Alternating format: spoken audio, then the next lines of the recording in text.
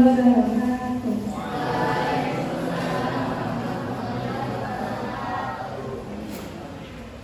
Alhamdulillahirabbil alamin. Wassalatu wassalamu ala asyrofil anbiya'i wal mursalin wa ala alihi wa sahbihi ajmain. Amma ba'd. Pertama-tama mari kita panjatkan puji dan syukur kehadirat Allah Subhanahu wa taala karena atas nikmat dan karunia-Nya kita semua dapat berkumpul di tempat ini dalam keadaan sehat. Salawat serta salam semoga selalu kita limpahkan kepada junjungan kita semua Nabi besar Muhammad sallallahu alaihi wasallam, kepada keluarganya, sahabatnya, hingga kita semua selalu umatnya hingga yaumil akhir.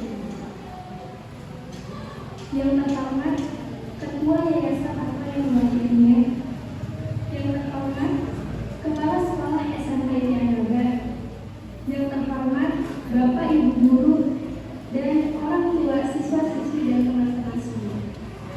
Pada kesempatan kali ini, izinkan saya menyampaikan pidato tentang meneladani akhlak Nabi Muhammad SAW. Nabi Muhammad SAW merupakan nabi terakhir yang memiliki banyak keistimewaan. Satu di antara keistimewaan Nabi Muhammad adalah akhlak Rasulullah yang sangat mulia. Kemuliaan akhlak ini beliau ajarkan kepada para sahabat, keluarga, dan umat Islam di seluruh dunia. Sehingga kita harus berperilaku menjadi muslim yang baik agar kita membawa cita Islam yang rahmatan lil alamin. Nabi Muhammad SAW adalah manusia yang terbaik akhlaknya. Hadis riwayat Abu Daud dan At-Tirmidzi. Wajar saja akhlak Rasulullah SAW begitu agung. Sebabnya kata istri beliau Aisyah radhiyallahu anha saat beliau ditanya oleh para sahabat tentang bagaimana akhlak Rasulullah SAW. Akhlak Rasulullah SAW adalah Al-Quran. Hadis riwayat Muslim. Kemuliaan akhlak Nabi Muhammad SAW nyata adanya.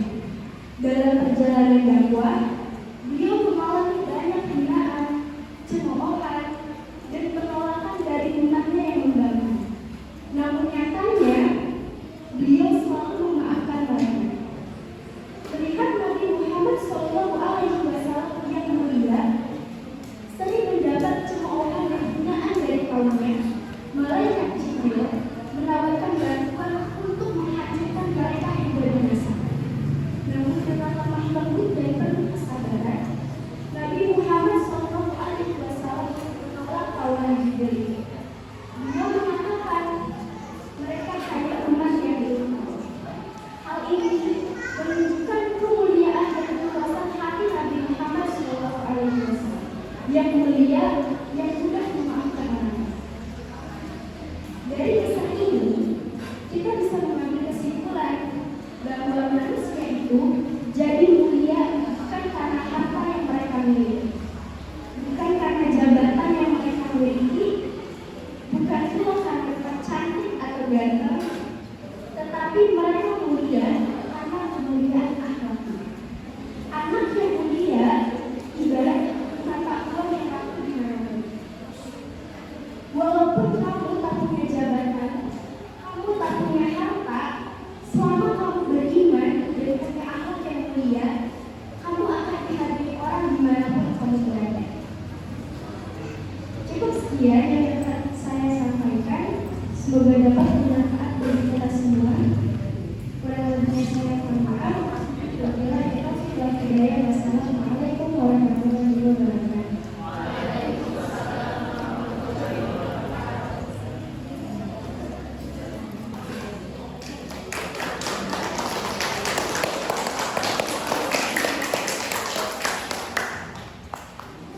Terima kasih kepada Kak Bagus Alvino yang telah menyampaikan pidatonya. Selanjutnya adalah materi inti yang akan dibawakan oleh Bapak Ustaz Jajang yang bertema meneladani akhlak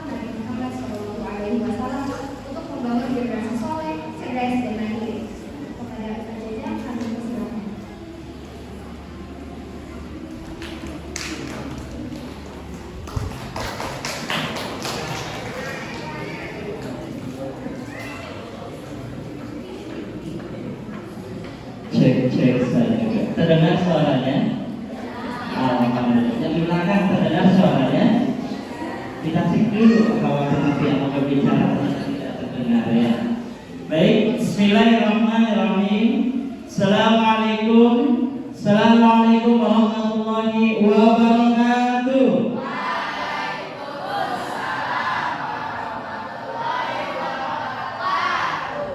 Apa kabar semuanya?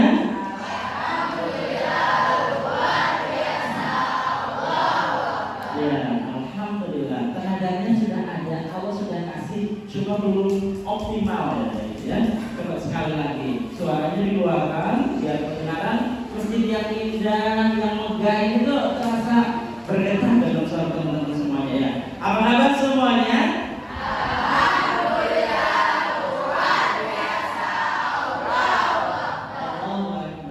Alhamdulillahilladzi an'ama 'alaina bi ni'matil iman wal islam. Asyhadu an la ilaha illallah wahdahu la syarika lah wa asyhadu anna Muhammadan 'abduhu wa rasuluh.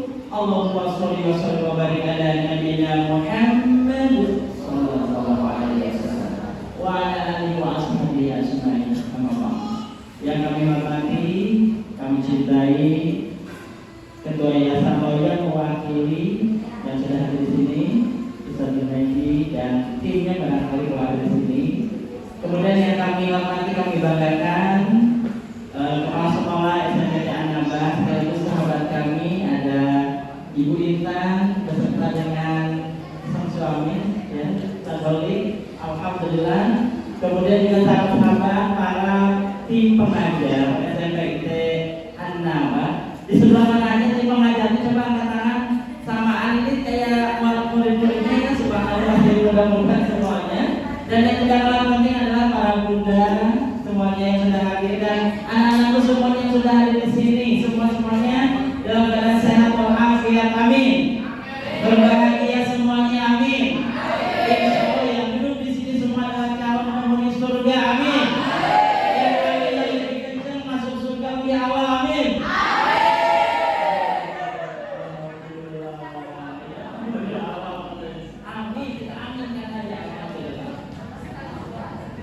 Ibu, bapak, ustaz, anak-anakku semua yang dirahmati Allah Subhanahu wa taala. Pagi hari yang indah, di hari yang penuh keberkahan, Jumat Mubarakah. Alhamdulillah kita sama-sama panjatkan puji syukur kehadirat Allah Subhanahu wa taala. Kenapa? Karena cinta Allah, nikmat Allah, kasih sayang Allah sedang kita rasakan pada saat ini di masjid yang kita cintai ini. Masjid apa ini namanya? An-Nabah namanya ya, Masjid An-Nabah ya. Ini adalah karena nikmat yang Allah berikan. Kenapa? Ayah, bunda, anak-anakku semuanya, para peserta, detik ini kalau teman-teman dibukakan CCTV di sini, misalkan, cek aja teropong tuh di rumah sakit Cikereng, di rumah sakit PTPM, atau di Hamori, di rumah sakit terbaru. Ya kata teman-teman, kayak di hotel, saya mah gak mau bawa kayak di hotel, juga gak mau jadi penghuni Hamoria. Betul nggak? Tidak sedikit hari ini yang hidungnya pakai selang, tangannya ditusuk, ya, kakinya ada yang digantungin. Kenapa? Sedang diuji oleh Allah kesehatannya. Tapi karena hari ini coba di sini bisa duduk dengan nyaman, tuh duduknya juga bagus banget, ya. Bunda di belakang tuh lihat dapat kue pagi hari ini, alhamdulillah. Ya Ustaz dapat minum tadi, alhamdulillah. Ini adalah nikmat Allah yang kadang-kadang kita tidak menyadari. Ternyata hari ini Allah masih memberikan sebuah kenikmatan sehat yang luar biasa, sehingga kakinya ringan banget melangkah ke masjid An-Nabah. Kok sampai berat 5 kilo jadi nggak bisa jalan katanya gitu. Enggak. Nikmat Allah sedang kita rasakan, alhamdulillah. Apalagi hari ini, masya Allah, kita sama-sama berkumpul bersilaturahim dalam rangka apa? Memaknai ketika Nabi tercinta kita lahir. Jadi kita bukan hanya memperingati, tapi mari kita maknai bagaimana peristiwa Rasulullah SAW itu lahir ke dunia ini. Apa mudah-mudahan akan kita syariatkan pada hari ini. Salat dan salam semoga Allah limpah curahkan kepada masyhur dakwah kita, kepada teladan kita semuanya, Nabi besar Muhammad Sallallahu Alaihi Wasallam. Orang yang keren luar biasa. Keren apa keren? Keren apa bagus? Bagus apa bagus banget? Bagus banget. Kenapa? Kakak, di sini kamu nanya dulu sama yang ngobrol, ada yang ngobrol nggak? Ah, enggak hebat, anak-anak gua mah pinter-pinter emang ya, subhanallah. Mau nanya sama yang duduknya miring aja? Ada yang miring nggak duduk ya? Enggak ya, rapi-rapi katanya ya, subhanallah ya. Tuh kan, memang tadi sampai duduknya miring jadi. Alhamdulillah hari ini dengan izin Allah kita dipertemukan. Ya apalagi anak senang banget. Jadi anak-anakku, Bu Intan sama ini itu adalah yang kesekian kalinya anak melihat wajah-wajah yang penuh optimis. Ya, tadi saya dikatakan anak di SMP IT hari bagus salam. Itu hanya satu titik. Karena hari ini ketemu dengan teman-teman yang penuh optimisme wajahnya, ketemu dengan teman-teman di Al-Buah, ketemu dengan teman-teman di Ashifa. Semua adalah wajah-wajah generasi muslim yang penuh optimis. Jadi di sini nggak ada yang wajahnya loyo, nggak ada, nggak kelihatan. Yang di sini yang wajahnya tuh wajah-wajah kangen, nggak ada, nggak kelihatan. Kenapa? Karena sekali lagi nikmat Allah sedang kita rasa. Anak-anakku semuanya yang dirahmati Allah Subhanahu Wa Taala, ayah bunda semuanya, bagaimana kita semua bareng-bareng sama-sama. Kita tuh bukan orang yang tipikalnya cuma ikut-ikutan, ngerayain dan lain sebagainya. Tapi bagaimana kita mampu mengambil hikmah dari peringatan Maulid Nabi besar Muhammad Sallallahu Alaihi Wasallam. Kira-kira apa saja yang bisa kita lakukan sebagai generasi muslim, sebagai generasi remaja dalam rangka kita memaknai Maulid Nabi Muhammad Sallallahu Alaihi Wasallam. Tapi rasanya, oh ya baru kemarin cerita sedikit. Sama kemarin juga. Jadi pokoknya mah pekan ini adalah pekan Maulid aja ya. Di mana-mana diundang kemarin itu sampai disuruh naik panggung, disuruh nasyid, langsung berpikir lagu ya Nabi salam. Itu yang pertama yang dilakukan. Kenapa? Karena kita sebagai bentuk cinta kita kepada Rasulullah adalah banyak apa? Sholawat. Teman-teman bisa sholawat? Bisa? Bisa sholawat? Bisa? Bisa, yakin. Pintar-pintar insya Allah. Yuk kita sama-sama ya. Bisa ya. Yuk. Ya Nabi salam alaika, ya Rasul salam alaika, ya Habib salam alaika, salawatullah alaika. Yuk sama-sama ya. Yang kelihatan dulu izin dipanggil ke depan ya, suruh sholawat sendiri ya. Boleh? Semuanya kita sama-sama sholawat ya. Yuk. Ya Nabi salam alaika, ya Rasul salam alaika, ya Habib salam alaika, salawatullah alaika, ya Nabi salam alaika, ya Rasul salam alaika, ya Habib salam alaika, salawatullah alaika. Masya Allah. Kemarin beberapa pekan yang lalu bahkan sempat ditayangkan juga sebuah video sama dalam rangka peringatan Maulid. Satu pertanyaan besar yang juga akan dilontarkan kepada teman-teman yang ada di sini. Pertanyaannya adalah, andai kata, ini kan dalam bahasa Indonesia itu andai kata, boleh kita berimajinasi. dalam tes pelajaran bahasa Indonesia kelas 9 mana coba angkat tangan? Kelas 8, kelas 7 ya. Ada pelajaran tentang teks fantasi ya. Jadi boleh berimajinasi. Andai kata ya, andai kata Ustaz Soleh, Ustaz Junaidi, Ustaz Intan, Allah takdirkan bertemu dengan Rasulullah. Kira-kira apa yang mau kita lakukan? Kakak, kalau Allah bilang, hei kamu besok akan ketemu dengan baginda Rasulullah SAW, kira-kira dari satu kesempatan apa yang mau dilakukan? Banyak yang beragam ya, ada yang bilang, ya Allah saya mau bilang, ya Rasulullah nanti kalau sudah kiamat tolong gadai saya, mungkin ada yang bilang begitu. Atau ada yang bilang, ya Rasulullah nanti tolong ya ayah bunda saya, tolong ya Rasulullah, tolong dicek ya Rasulullah, jangan sampai mereka nyemplung ke neraka. Ada mungkin yang bilang begitu. Atau ada juga yang, ya Rasulullah jangan lupa anak-anak saya nanti kalau kiamat, kalau ada hari pembalasan, minta tolong dibantu ya Rasulullah. Mungkin juga ada yang akan bilang seperti itu. Pasti semua beragam. Rasanya dada ini suka bertumbuh kayak mau pecah gitu. Kenapa? Ketika membayangkan betapa namanya itu dahsyat sekali, kita nggak pernah ketemu dengan Rasulullah. Rasulullah itu lahir berapa puluh ribu tahun yang lalu, tapi kok namanya bisa nyampe ya ke telinga kita? Betul nggak?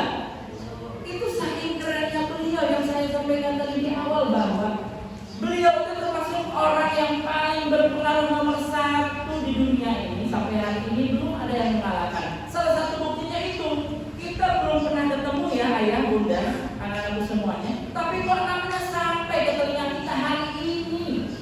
Itulah bukti kehebatan Rasulullah SAW.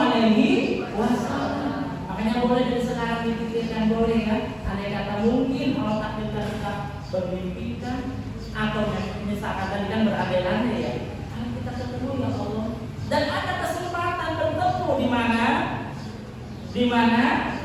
Di surganya Allah Subhanahu wa taala. Makanya cita-cita kita adalah apa?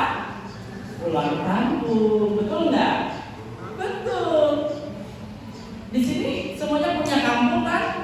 Kalau enggak ada yang punya kampung ya. Terus kakak dari mana dong kalau nggak punya kampung ya? Walaupun kampung Ciasem itu namanya kampung, nama wilayah ya. Kalau saya nggak punya kampung, lebarannya di sini ya itu namanya pulang kampung ke Ciasem.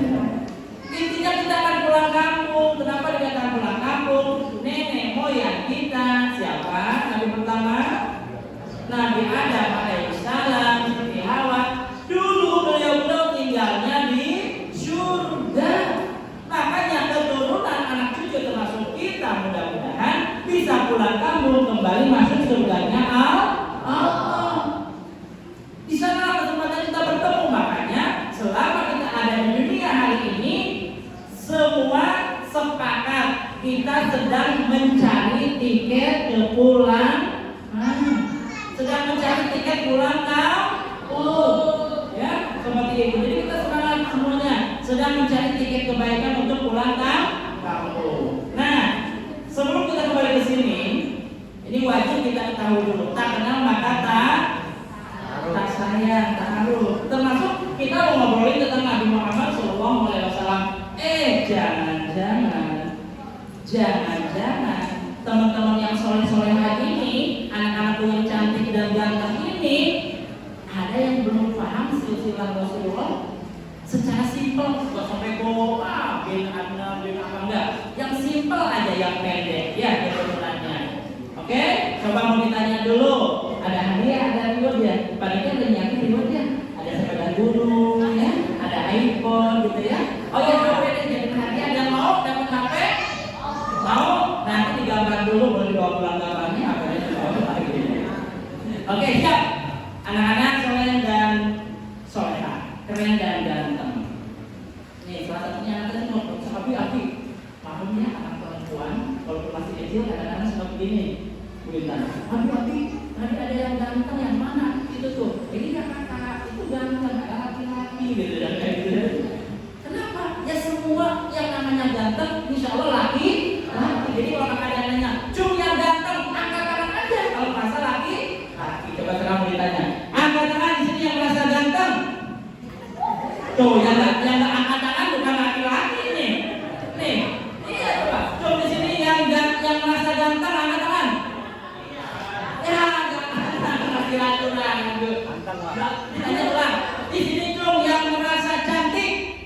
Jangan tangan. Alhamdulillah. Jadi kakak confident percaya diri kalau ada yang tanya. Yang ganteng mana? Angkat tangan kalau laki-laki. Yang cantik mana? Angkat tangan kalau perempuan. Yang laki-laki ragu-ragu. Saya ganteng nggak ya? Kakak, soleha, cantik ganteng itu betul tadi relatif kan tadi apa yang disampaikan di sini sama kakak siapa tadi? Akhlak yang mulia itu yang akan membuat kita tuh punya apa namanya kelebihan. Cantik ganteng ada relatif ya.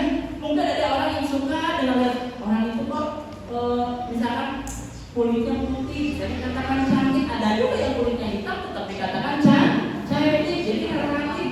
Jadi sekali lagi Iwan lagi kalau ditanya mana yang ganteng percaya diri angkat tangan ya. Kalau yang perempuan awal mana yang cantik angkat tangan percaya diri, jangan ragu saya cantik gak ya, saya cantik gak ya, saya kan sedikit agak bulat ya. Harus percaya diri ya, mau ramping mau bulat itu semua sama di hadapan Allah Subhanahu wa Ta'ala. Oke, pertanyaannya tadi siapa di sini yang simpel ini pertanyaannya sebetulnya ya. Ibunya baginda Nabi Muhammad Sallallahu Alaihi Wasallam. Yang kedua angkat tangan. Siapa kakak namanya? Siapa ibunya baginda Nabi Muhammad siapa? Ibunya baginda Nabi Muhammad Sallallahu Alaihi Wasallam. Oh bukan. Ada yang mau bantu sebelah sini? Ada yang belakang? Iya betul sekali, nggak usah ragu-ragu kakak ya. Ibunya bernama Aminah. Pertanyaan kedua, siapakah nama ayahnya baginda Nabi Muhammad SAW? Siapa kakak? Abdullah. Pintar tuh ya. Pertanyaan ketiga, siapakah nama kakeknya baginda Nabi Muhammad? Nah, sudah mulai paduan suara jawabannya, berarti sudah mulai panas ya. Oke, tadi siapa kakeknya? Abdul Muthalib, ya nanti kita lihat. Siapa yang tahu nama pamannya? Abu Bakar.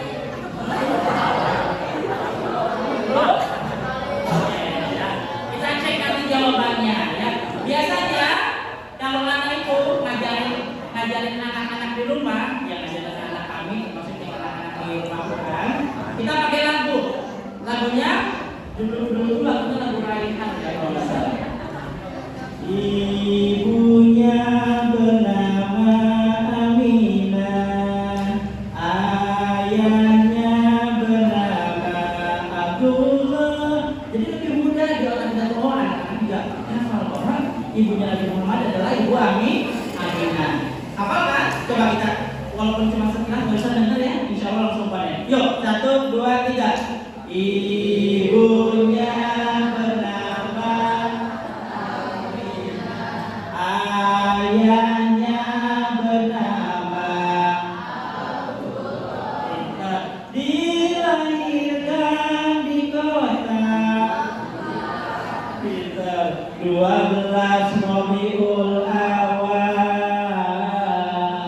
tahun. Pintar semua. Siapa sih guru sejarahnya di sini ya? Ada sejarah Islam ada. Oh alhamdulillah ya. Sekali lagi. Ibunya bernama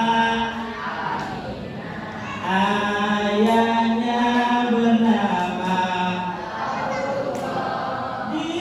dilahirkan di kota 12 Rabiul Awal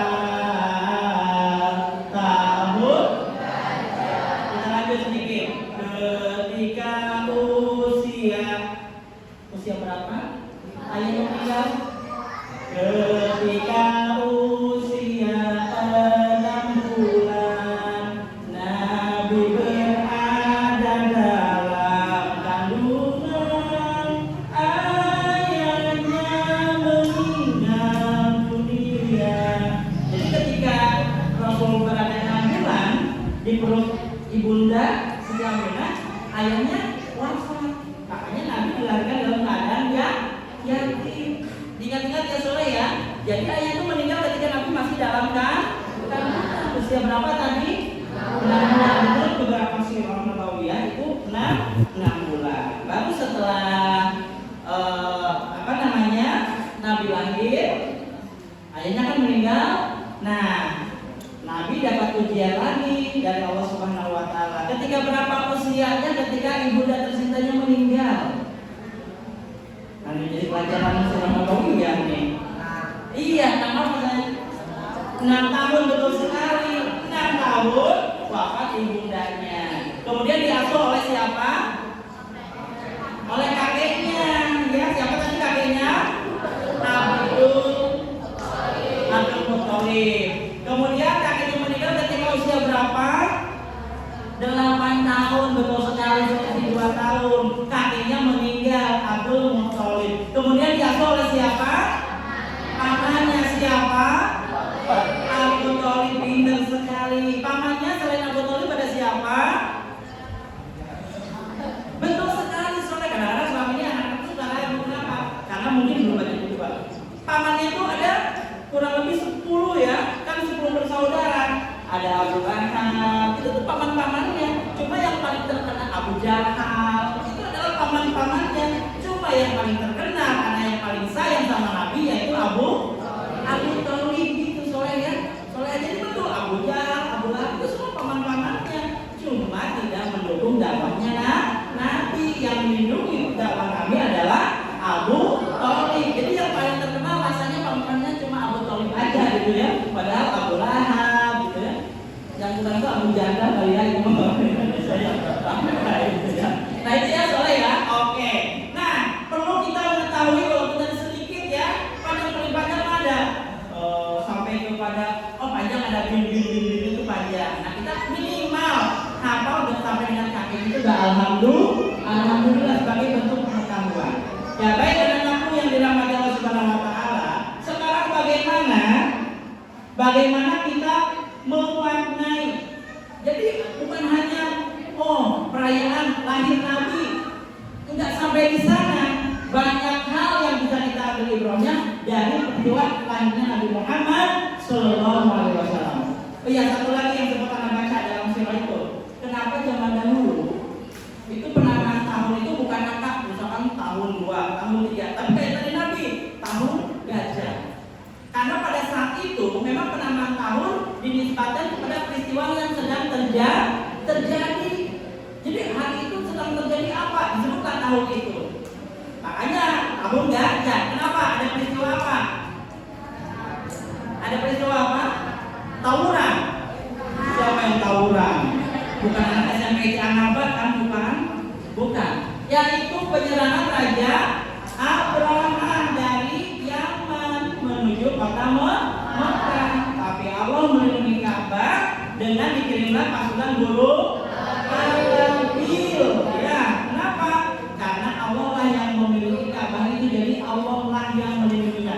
Dalam sirah dikatakan Abdul Muthalib sang kakek Nabi Muhammad itu udah pasrah aja bahwa ya Allah, saya tidak memiliki Ka'bah ini, yang memilikinya Engkau yang Allah, jadi Engkau lah yang melindungi. Makanya Allah kirim burung ababil untuk melindunginya. Makanya Raja Abraham pontang-panting kalah oleh pasukan burung ababil. Yang dalam sejarah diujian pakai apa katanya Kak? Pakai batu dari neraka. Makanya panas, jadi pasukan Abraham itu kayak ulet yang kena api, semuanya meleleh dan kayak gitu. Itu dalam sirah Nabawiyah luar biasa. Teman-teman, jadilah sejarah-sejarah yang terus mengupas bagaimana perjalanan Rasulullah dan para sahabat-sahabatnya. Nah, dikatakan tahun gajah karena pada saat itu ada penyerangan Raja Abraham menuju kota Mekah. Iri, Abraham itu iri. Kok ada batu hitam banyak disembah? Dia ingin mengalihkan, jadi si Ka'bah ini dihancurkan. Dia akan membuat gereja yang besar tuh ya, ingin orang-orang beralih ke situ. Tapi ternyata rencananya digagalkan oleh Allah Subhanahu wa taala. Ibrahnya teman-teman, ada orang yang jahat, ingin ngejahatin kita nih. Tapi kalau Allah tidak berkehendak, aman. Makanya kalau teman-teman itu tak usah khawatir, takut dan sebagainya. punya Allah, yakin aja. Ada orang jahat, ada orang apa, yakin bahwa ya Allah akan melindungi kebaikan. Gitu ya. Ibrah dari pelajaran ini. Kita lanjut peringatan Maulid Nabi Muhammad Sallallahu Alaihi Wasallam. Maulid lahirnya baginda Nabi Muhammad Sallallahu Alaihi Wasallam. Rasanya kita tidak bisa berhenti bersyukur ya. Kok kita nggak dilahirin jadi umat Nabi Adam gitu ya? Ya kan ya. Misalkan ini jadi umat Nabi Isa gitu ya. Ini umat Nabi Daud gitu ya. Ya, Bu Indah jadi umat Nabi siapa Bu Indah? Enggak ya. Ya Bunda ya, nggak dilahirkan jadi zamannya Fir'aun itu Bunda lahir gitu ya.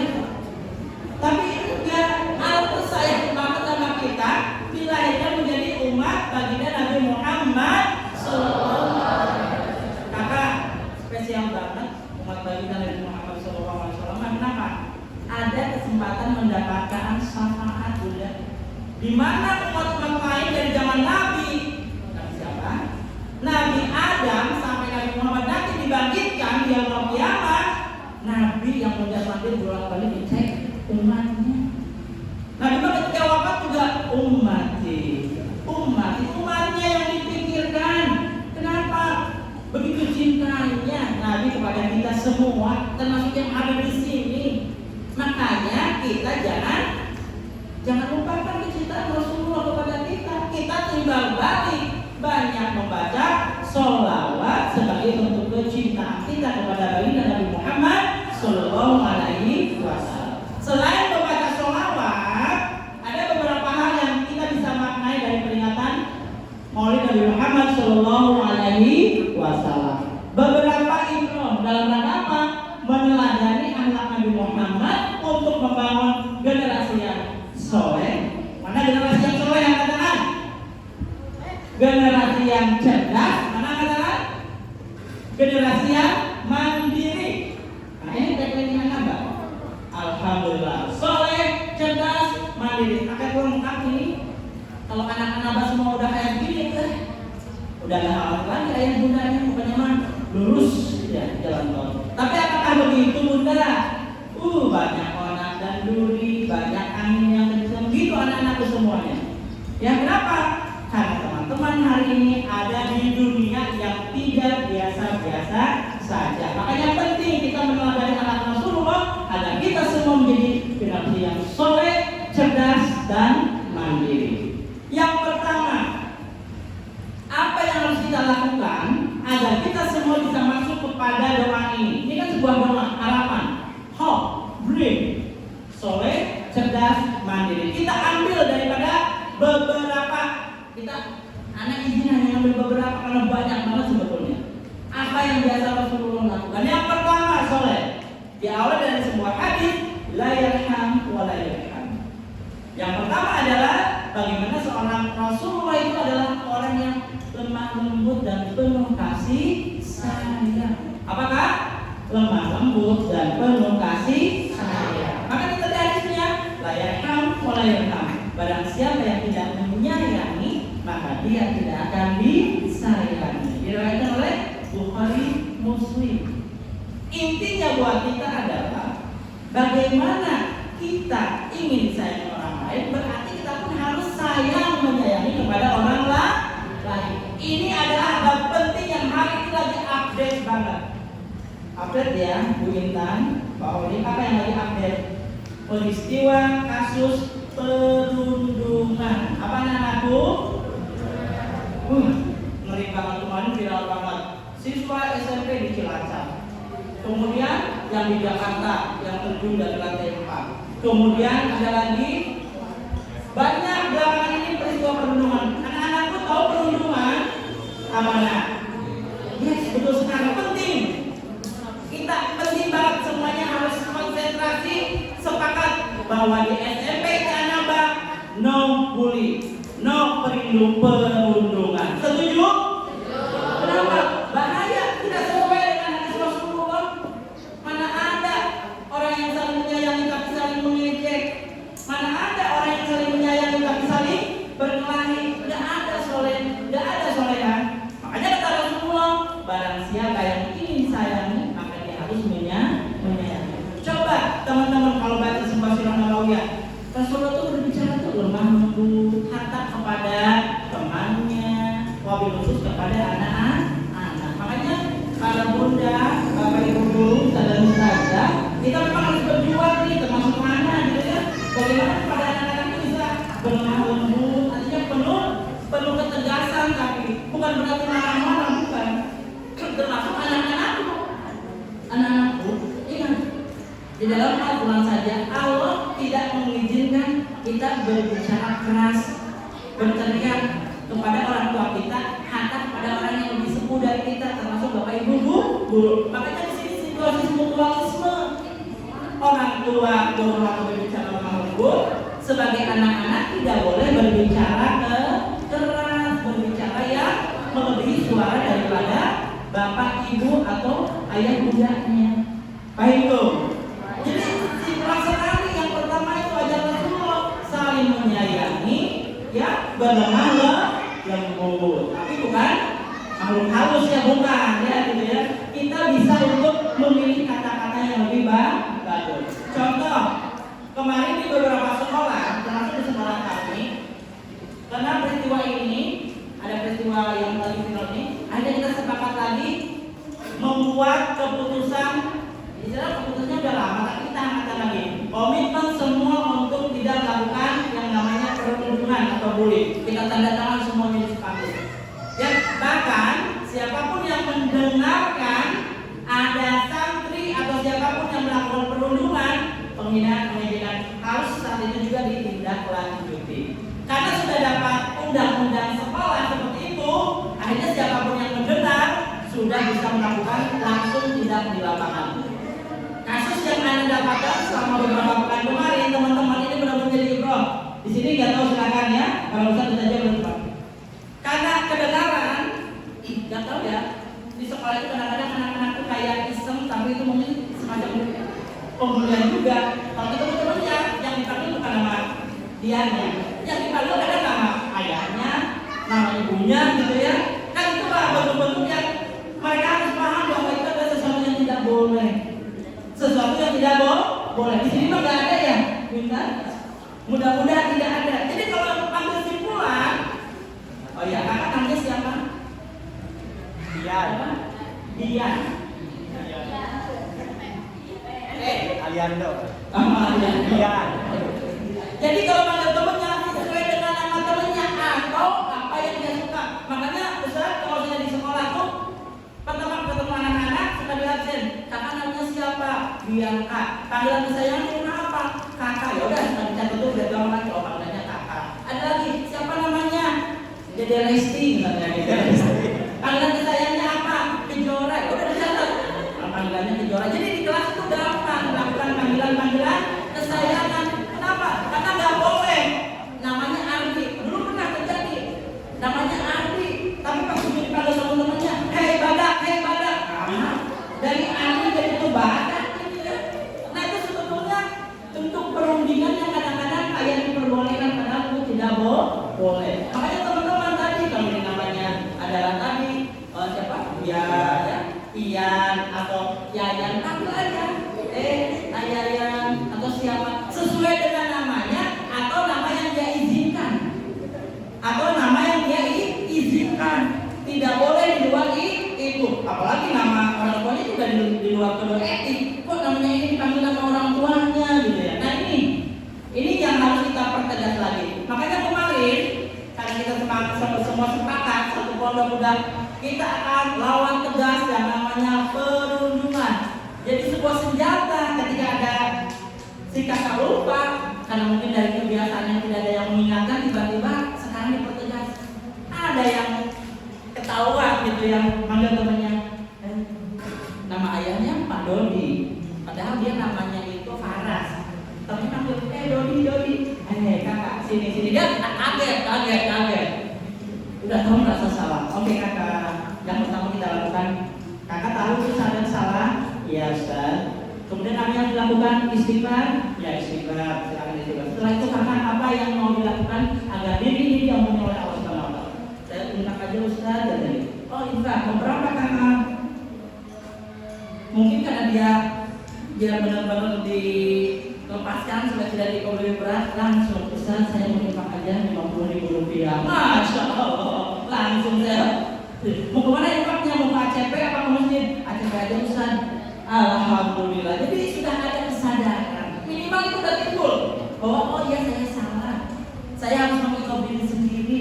Apa bentuk ikopnya yang manfaat? Ya, kita juga ngajarin aku mari, aku enggak. Saya tanya, kakak apa maunya? Saya infak aja Ustaz. Dan enggak itu infak berapa? 1.000, 2.000 enggak. Dia yang ngomong, saya 50.000 aja Ustaz. Tuh, dia tidak sadar itu salah dan dia sendiri yang mengeluarkan bentuk ikobahnya. Boleh nih, ya, benar saja di sini supaya anak-anak kita betul-betul paham bahwa itu tidak boleh dilakukan. Semua setuju? Tidak boleh ada perundungan di sekolah ini. Kenapa? Karena tidak sesuai dengan hadis Rasulullah tentang saling sayang menyayangi. La yarham wa la yarham. Sepakat semua.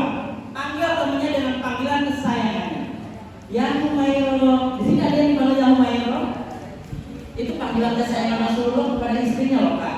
Ya, jadi kalau di sini ada yang dipanggil ya Humairah, keren banget, gitu ya. Jadi doa, gitu kan seperti itu ya. Ingat ya.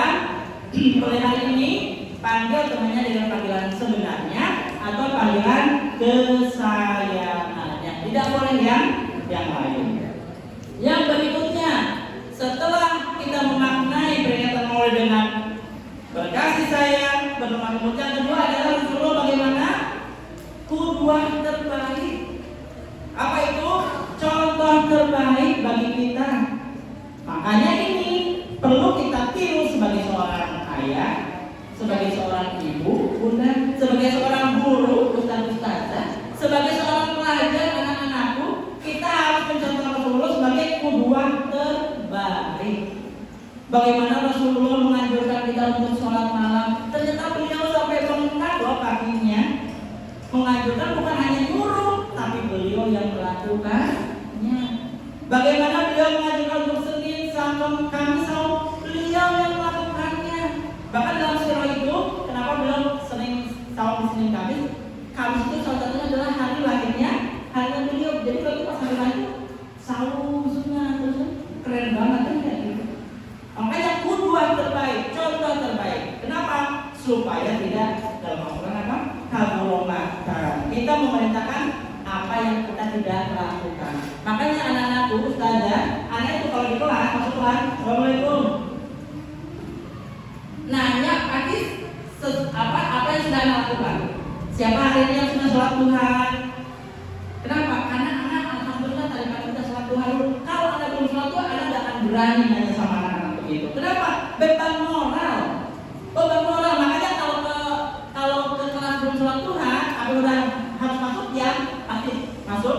Nah, doa dulu semua pimpin dia sama leadernya. Izin dulu 10 menit ke belakang. Nah, itu kan mau sholat Tuhan dulu. Nanti balik dari belakang baru nanya. Nah, siapa di sini yang sudah sholat Tuhan? Jadi tenang hatinya. Wong saya sudah melakukan dulu tadi pagi. Nanya ke anak-anak, hari ini di sini siapa yang sudah piket? Karena alhamdulillah tadi pagi udah nyapu dulu, minimal di rumah nyapu sebentar. Jadi nggak punya beban moral. Wong saya juga sudah nyapu kan tadi pagi. Kenapa? Rasulullah mengajarkannya begitu. Qudwah terbaik di rumah. Kakak ayo sholat.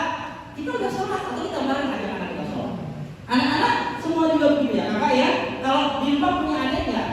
Ada, pasti ada yang punya adik. Ya, ajakin ngaji, katanya ngaji bareng. Ajakin sholat, kita sholat bareng. Itulah qudwah terbaik dari Rasulullah Shallallahu Alaihi Wasallam.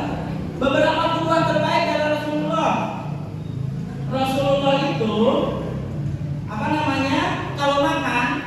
Kalau makan, beliau itu pasti banyak menggunakan tangan, bukan banyak lagi, memang perintahnya menggunakan tangan. Kan ada hadisnya, ada tahu hadisnya?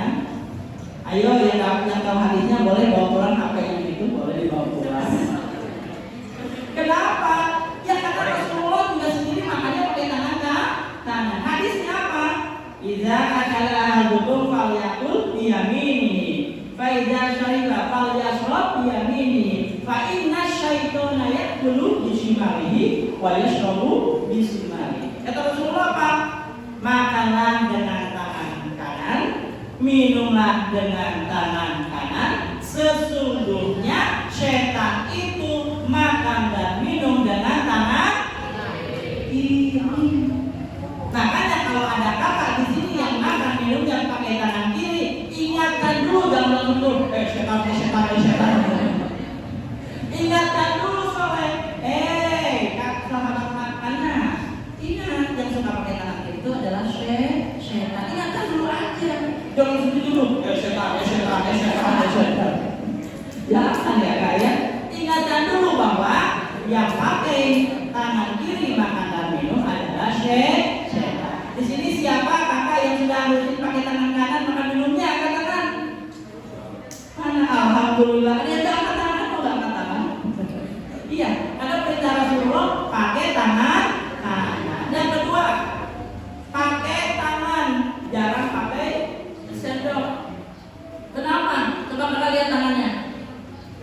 Semua dilihat tangannya. Ada tangannya kan? Ada. Ada berapa jarinya? Jari. Oke, ini ada kulitnya. Ternyata kulit kaki semua di sini ini, yang putih ini, yang bersih ini, ternyata di sini adalah mengandung racun. Ayo, ada racunnya. Tapi racunnya racun baik, namanya enzim. Apa namanya, Kak? Enzim. Apa namanya? Iya, di sini ada enzim baik.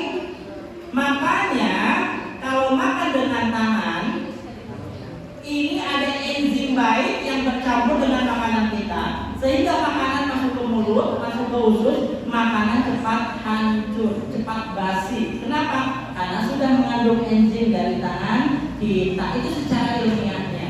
Makanya kenapa Rasulullah menyentuhkan kita makanya pakai tangan? Karena secara kesehatan ternyata tangan kita mengandung apa? Enzim. Praktekan, Bunda, anak-anakku, kenapa tangan kita betul gak mengandung enzim? Bunda masak, obok-obok pakai tangan, gak usah pakai centong sayur atau apa, ambil sayur pakai tangan. Tunggu berapa jam? Pasti apa? Basi. Pasti makanannya jadi basi. Kenapa? Karena ada enzim dari tangan kita masuk ke makanan. Basi, cepat busuk, cepat bau. Itulah makanan yang kita makan dengan tangan itu akan cepat membusuk, sehingga membantu proses di dalam usus. Jadi cepat ususnya dibantu oleh kita, jadi tidak kelamaan. Itulah kerennya sebuah sunnah ya. Makanya senang dan enak ya rasanya ya Bu ya. Ya teman-teman yang makan pakai tangan itu lebih enak loh ya ketimbang pakai sendok atau garpu, kecuali mungkin ada garpu yang memang ngarep itu oke. Sesekali gitu ya, sesekali. Betul ya, sesekali. Tapi ternyata sunnahnya pakai tangan itu nikmat. Kedua dari Rasulullah itu sudah dicontoh. Nah, makanya semangat sekarang kalau makan pakai tangan tuh udah kebagian sendok jangan mengeluh. Bunda, Ibu Intan saya nggak kebagian sendok, gimana saya makan? Gak usah sedih, justru pakai tangan sekarang mengandung sunnah dan akan membuat makanan cepat tercerna dengan baik. Jadi gak usah gelisah nggak kebagian sendok, gelisah nggak kebagian garpu. Justru ada sunnah Rasulullah yang di situ. Tuh, kedua tentang makanan. Yang ketiga masih tentang kedua contoh.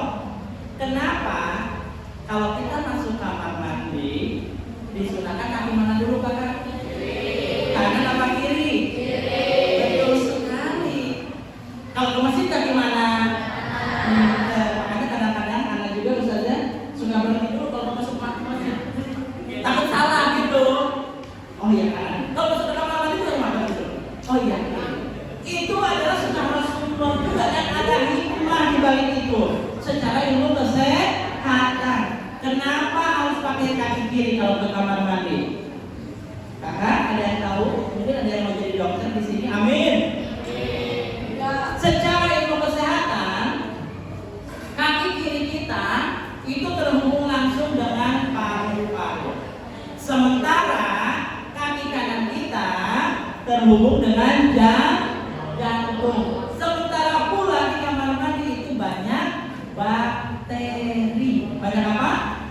Bakteri, kuman dan lain sebagainya. Sehingga kalau kaki kiri yang melangkah dulu, ketika ada bakteri atau kuman, dia difilter dulu oleh paru-paru. Tapi kalau pakai tangan kaki kanan, si kuman bakteri langsung masuk ke dalam jantung. Makanya anak juga suka berpikir, ayah, bunda, teman-teman, suka banyak kasus orang yang meninggal ketika masuk kamar mandi. Bisa jadi analisanya salah satunya adalah itu. Kerennya ilmu kesehatan juga memakai sebuah sunnah bahwa kita pakai kiri. Kenapa? Karena kaki kiri itu berhubungan dengan paru-paru, sehingga ketika ada virus atau bakteri disangkal dulu oleh paru-paru. Tapi kalau dengan kaki kanan itu langsung tembus menuju jantung. Keren apa keren? Ingat ya, dan sekarang ya yang masih serampangan masuk masjid dan masuk kamar mandi, ingat kuduah dari Rasulullah ini. Berhenti dulu aja depan kamar mandi. Kanan kiri gitu ya. Mau masuk masjid juga begitu, berhenti dulu. Ini kanan kiri, supaya kita dapat pahala, dapat kesehatannya. Tuh ya. Tadi kita ulang dari yang pertama. Yang pertama apa? Kita ambil dulunya.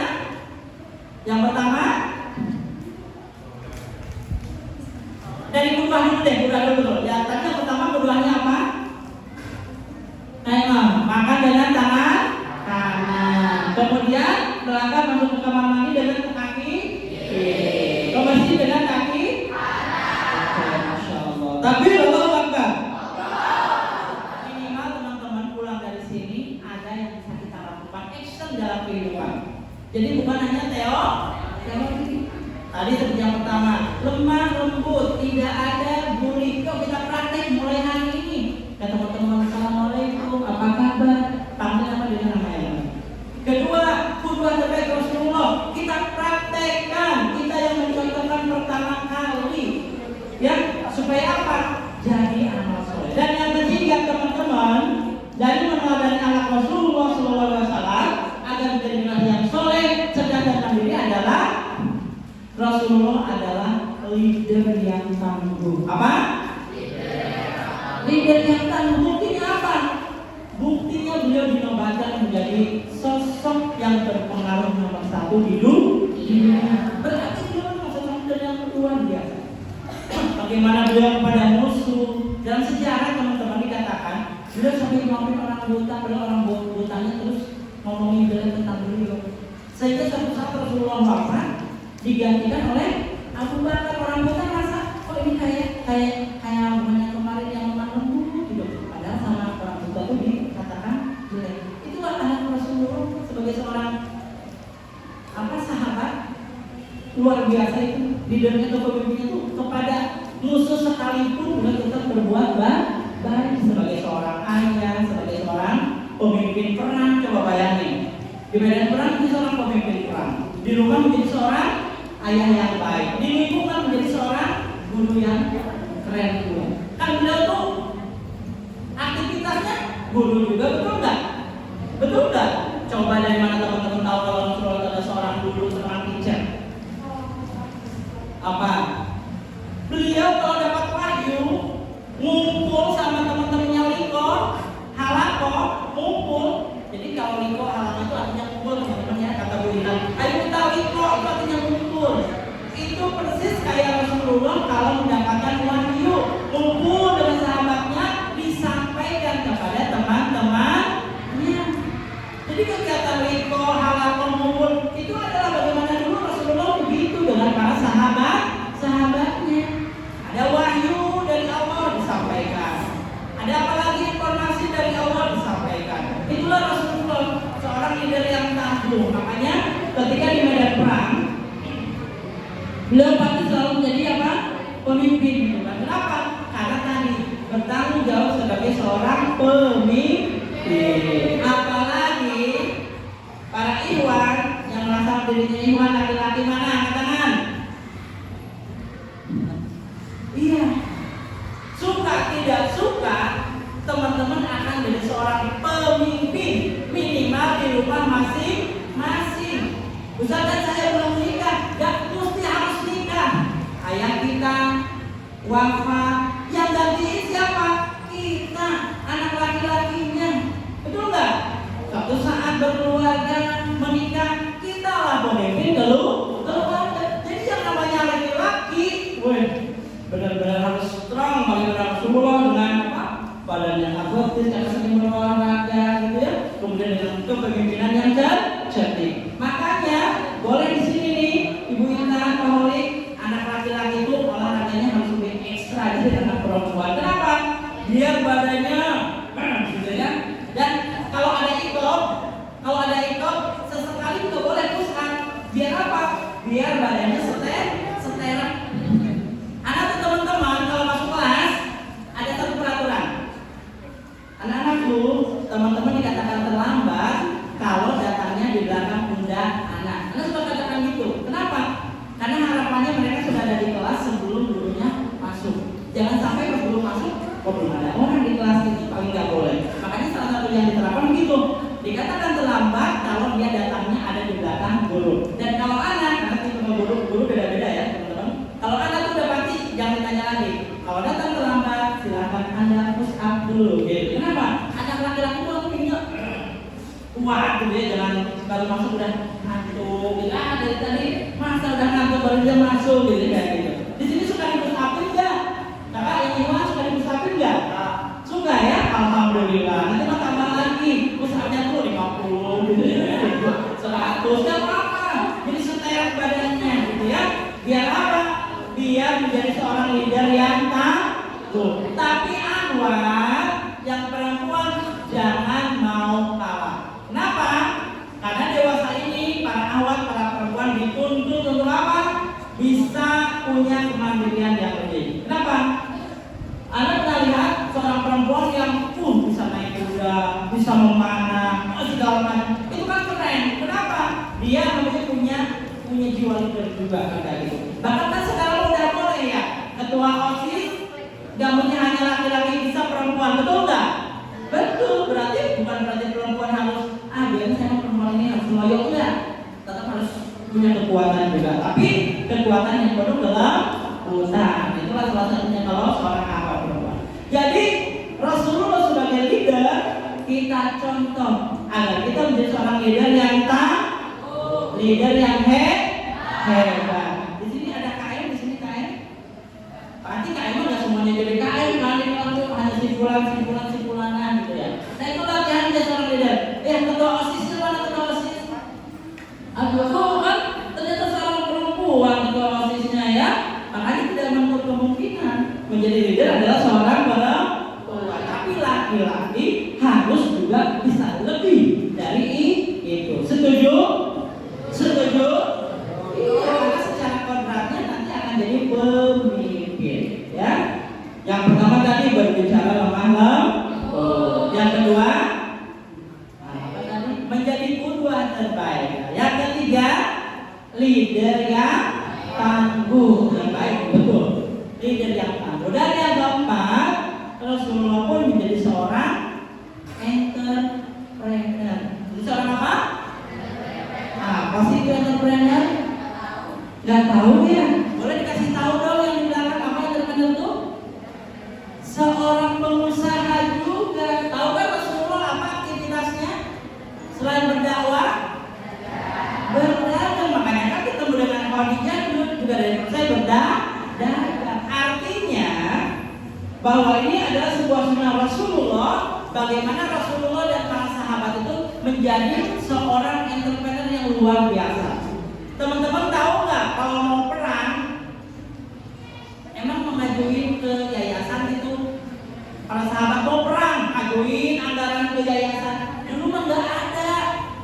Mau perang, beli baju perang sendiri, beli kuda sendiri, beli panah sendiri, bawa bekal sendiri. Itu semua pakai apa? Pakai harta, pakai uang. Terbukti Rasulullah dan para sahabat itu adalah orang-orang kaya sebetulnya. Coba kakak sekarang cari di YouTube atau apa harga baju besi berapa harganya. Padahal dulu zaman Rasulullah selalu tentang sahabat itu pakai baju perangnya baju besi. Coba cek nanti ya, cek coba harga baju besi berapa harganya. Itu lumayan loh harganya. Padahal zaman Rasulullah semua pakai baju besi, baju perang itu salah satu. Cek nanti ya, harga kuda berapa. Ada yang punya kuda di sini? Ada yang punya kuda? Iya, kita nggak punya kuda. Setelah itu punya kuda apa? Coba cek harga kuda. Padahal dulu zaman Rasulullah kalau semua pakai kuda. Panah cek, kalau panah masih punya, sekarang udah lebih banyak ya. Anak saja dengan teman-teman ada beli panah itu. Kemarin tuh yang standar itu 1 juta loh Pak. Itu yang standar udah bisa, bukan yang anak-anak bukan. Itu 1 juta loh. Yang biasa, apalagi yang kelas atlet. Ada yang beli 5 juta sampai 10 juta. Itu yang kelas-kelas atlet yang zaman Rasulullah kan banyak pas kemana. Ya Allah nggak bayang kayak beli baju perang, beli kuda, beli panah. Berarti kaya sama Rasulullah itu dan Rasulullah juga. Cuman kan kekayaannya dipakai untuk berdakwah. Bukan beli iPhone, beli kuota wifi gitu ya kayaknya. Bukan, tapi bukan nggak boleh. Boleh tapi nanti dipakai dakwah iPhone dan kuotanya ya, begitu ya. Jadi kita bisa mencontoh Rasulullah di seorang entrepreneur, seorang yang berniaga, seorang yang berwirausaha. Kan suka ada ya, selalu ada program market jaga. Ada, bahkan itu salah satu untuk membiasakan anak-anak kita untuk berwirausaha. Ya, bahkan rezeki yang sangat lompatannya melipat lebih dari biasanya, memang hanya dari niaga.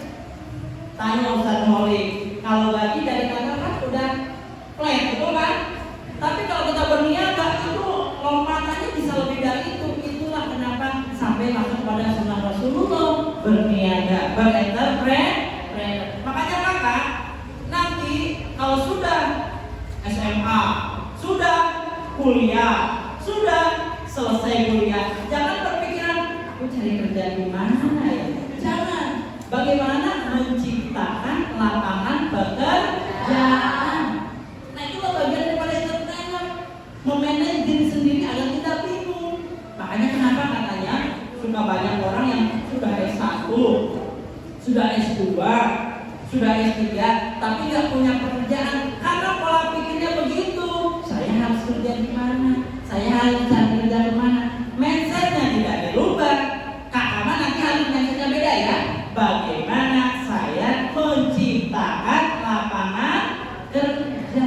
Dan itu dilatih dari jiwa-jiwa entrepreneur. Makanya bagus nanti Ibu Intan, Pak Holi di sini juga ada sesi-sesi kewirausahaan, sesi-sesi membuat mereka itu confident, ya. Apa namanya itu nggak merasa resah masa depan saya harus ngapain gitu ya. Jadi sudah diberikan pelatihan yang soft skill buat mereka. Nah itu ya kakak-kakak, teman-teman, ustaz dan ustazah, bunda, beberapa khutbah kita meneladani anak Rasulullah SAW agar generasi yang soleh, cerdas dan mandiri. Yang pertama tadi apa?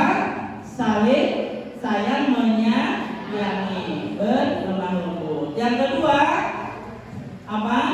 Menjadi qudwah terbaik, contoh terbaik buat diri, keluarga dan lingkungan. Yang ketiga, seorang leader yang tangguh gitu. Dan yang keempat, barusan apa? Menjadi seorang entrepreneur. Banyak kata anak juga, cuman hari ini kita hanya share tentang empat ini. Kenapa? Sebagai bekal bahwa teman-teman harus masuk pada doa ini, menjadi generasi yang soleh, cerdas dan mandiri. Terakhir teman-teman, sebagai penutup, memang zaman kami berbeda dengan zaman teman-teman sekarang hari ini. Tapi yang perlu diingat oleh teman-teman adalah hari ini ada sebuah jaring yang akan memerangkap teman-teman semua. Jaringnya terbuka, tapi tidak kelihatan, tapi terasa. Jaring apa itu? Orang psikolog bilangnya adalah jaring-jaring generasi strawberry. Apa? Jaring-jaring generasi strawberry. Ada yang tahu strawberry warnanya? Merah, pink, lucu ya. Tapi apa yang terjadi kalau berbenturan? Bonyok, terluka, kadang kalau jatuh, busuk apa, terinjak pecah dan sedang bisa busuk. Artinya apa teman-teman? Banyak hari ini seperti teman-teman dari jauh kelihatan manis, lucu, cantik, tapi ketika ada masalah sedikit saja dia langsung hancur. Makanya tadi ada peristiwa yang sampai bunuh diri, segala macam dan sebagainya. Nah teman-teman, anak katakan hati-hati, jaring ini sedang ditebak oleh musuh-musuh Islam. Bagaimana teman-teman menjadi seorang generasi yang strawberry? Ya kalau ada masalah sedikit langsung baper, ada masalah sedikit langsung apa namanya patah hati, ada masalah sedikit teman-teman, hidup kita ini akan menghadapi masalah. Kenapa? Karena itu sudah sunnah Allah kasih ujian. Tugas kita adalah apa? Bersabar, bertawakal dan berdoa. Jadi kalau ada masalah dengan temennya, dengan siapapun, dihadapin aja, selesaikan. Semua masalah pasti akan ada penyelesaian. Jadi hati-hati teman-teman. Baper boleh nggak? Baper boleh nggak? Boleh, karena baper itu adalah orang yang punya perasaan. Justru yang nggak baper adalah orang yang tidak punya perasaan. Dan itu sudah gitu teman-teman ya. Kenapa? Ya semua kita harus punya perasaan. Baper boleh, tapi ada ambang batasnya. Kalau hari ini sedih, oke cukup hari ini, besok udah mau lagi. Hari ini ada masalah, berantem-beranteman sama teman-teman, kebun-kebunan, cukup hari ini, besok udah selesai. Ya, ada masalah dengan anak-anak, kita ngumpul, apa masalahnya? Oh salah paham, maafan, selesai kan kayak gitu. Jadi baper boleh teman-teman, tapi jangan sampai overload. Kenapa? Karena hanya orang baper yang punya perasaan. Kalau yang gak baper, dia tuh gak punya perasaan. Hati-hati orang yang punya perasaan. Ingat ya, hari ini sedang ada jaring-jaring generasi strawberry. Tadi teman-teman kita berdoa kepada Allah, jangan jadi orang-orang yang lemah, yang ada masalah sedikit langsung hancur. Gak boleh ya. Masalah nanti hadapin aja. Semua pasti ada solusinya. Setuju? Kalau kelas kotor itu masalah, kelas kotor itu masalah. Solusinya dibersihkan tuh, pinter sekali ya. Yang datang ke masjid sholat terlambat itu masalah solusinya bagaimana? Diingatkan supaya datang lebih awal tuh ketahuan. Ada tugas dan dikerjain itu masalah solusinya bagaimana? Dikerjain, betul sekali gitu ya. Dan setiap permasalahan itu pasti ada solusinya. Uang jajan sedikit masalah, uang jajan sedikit masalah. Solusinya bagaimana supaya bisa bertambah? Bagaimana cara bisa mandiri dengan halal? Ya, atau mandiri dengan halal itu mandiri tapi halal. Jangan sampai uang orang diambil itu mah bertambah tapi nggak halal ya.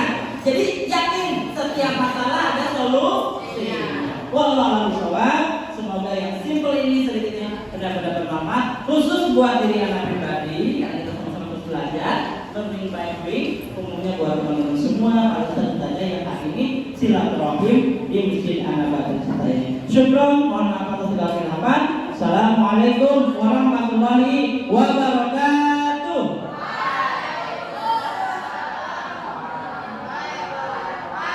Dikembalikan kepada penerus dari Fenita hari ya, si terkenal itu. Mana silakan.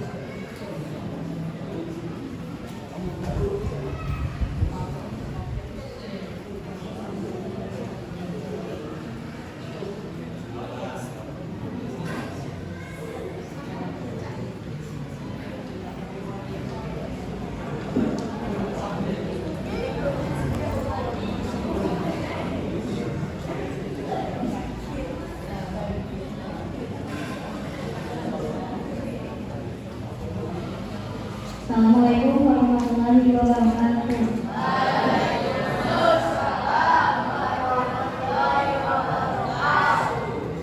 Yang saya hormati Ibu Kepala Sekolah SMP Tanaba, para undangan dan para guru SMP Tanaba, Ustadz Jeja, Pak Cumaidi, dan para teman sekalian. Di sini saya akan memperkenalkan struktur organisasi OSIS SMP Tanaba.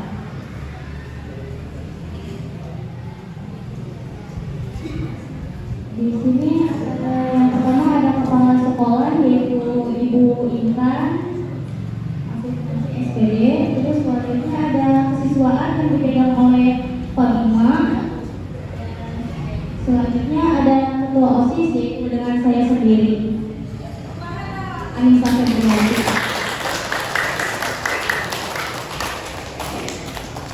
Selanjutnya ada wakil OSIS yaitu Jihan Amira.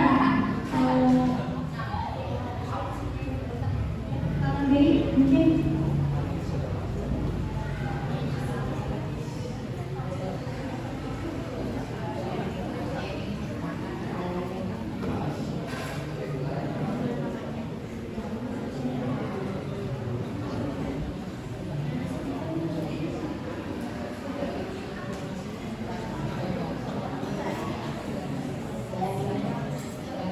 perkenalkan, nama saya Jihan Amira, wakil ketua OSIS SMP Tanaba, juga bisa nama saya ketua OSIS SMP Tanaba. selanjutnya ada bendahara yang dipegang oleh Dereno Utami, bisa juga dipanggil Eno. Halo, nama saya Dereno Utami. Di OSIS saya menjabat sebagai bendahara OSIS. Selanjutnya ada sekretaris yaitu April. Halo, nama aku Sri Aprilia. Aku di OSIS sebagai sekretaris OSIS.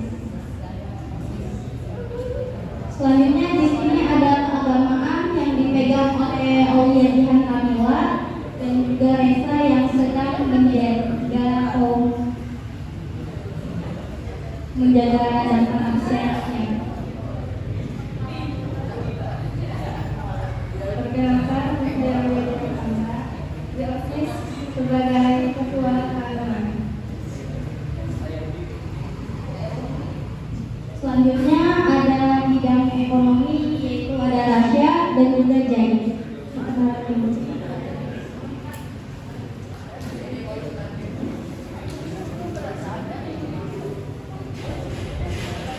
Perkenalkan nama saya Rizal Zaidan, sebagai ekonomi.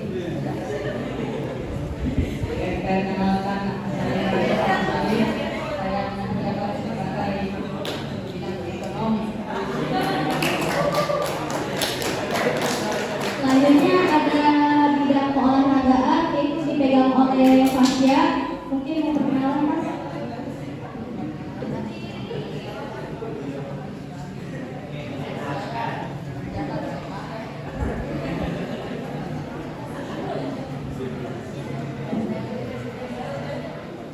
Perkenalkan nama saya Fasya Pradani sebagai bidang olahraga. Keolahragaan. Dan selanjutnya ada bidang kesehatan yang dipegang oleh Riza Amelia, bisa disebut dengan Riza.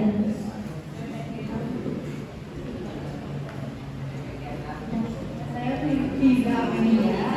Di OSIS saya terlibat sebagai di bidang kesehatan.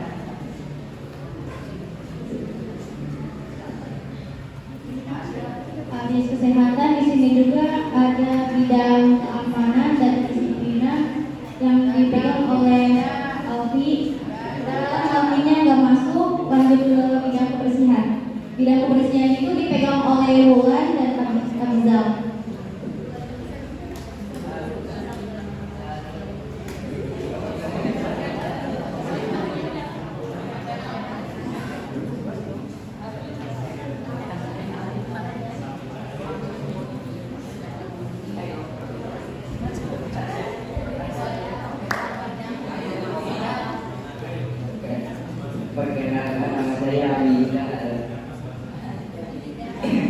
Tidak. Dan kebersihan.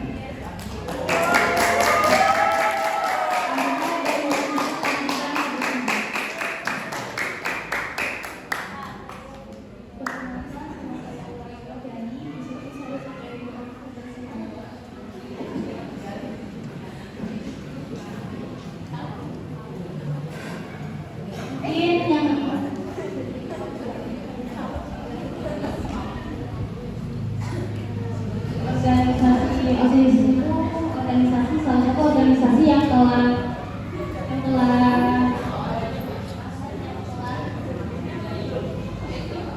diakui oleh salah satu organisasi yang telah diakui oleh Menteri Pendidikan dan juga di sekolah. Mungkin perkenalan OSIS untuk OSIS itu sampai sini aja. Wassalamualaikum warahmatullahi wabarakatuh.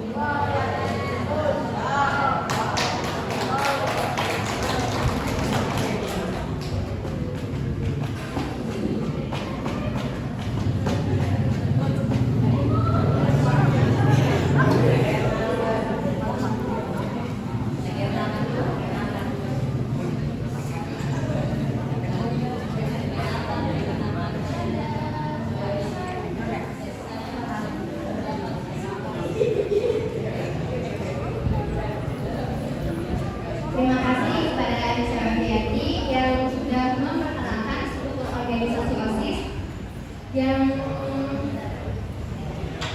menuju ke acara terakhir kali ini ialah sejumlah doa yang akan dipimpin oleh Bapak Abdul Khalid ST. Kepada Bapak dari saya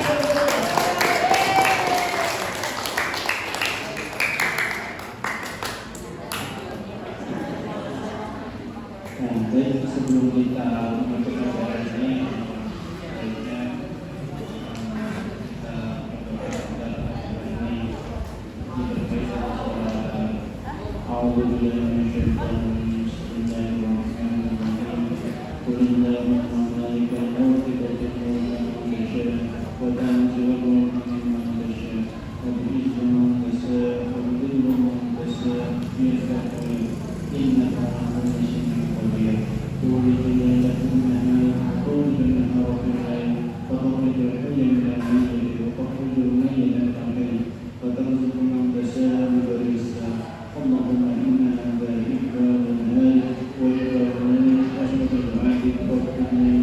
اللهم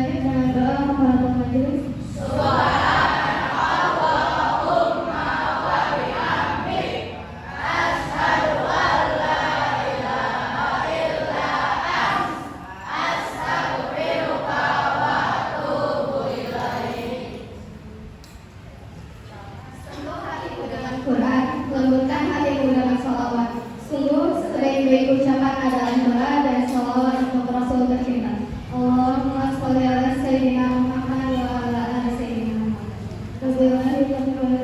Wassalamualaikum warahmatullahi wabarakatuh.